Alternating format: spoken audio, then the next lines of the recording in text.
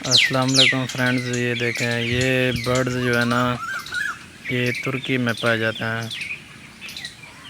अभी जो है ना इधर पाकिस्तान में हमने पाले हुए हैं। माशाल्लाह क्या खूबसूरती है इनकी, चेक करें। माशाल्लाह ये बहुत ही खूबसूरत है, चेक करें। खूबसूरती इसकी चेक करें। माशाल्लाह ये मोर की तरह पंख फैला हुए हैं।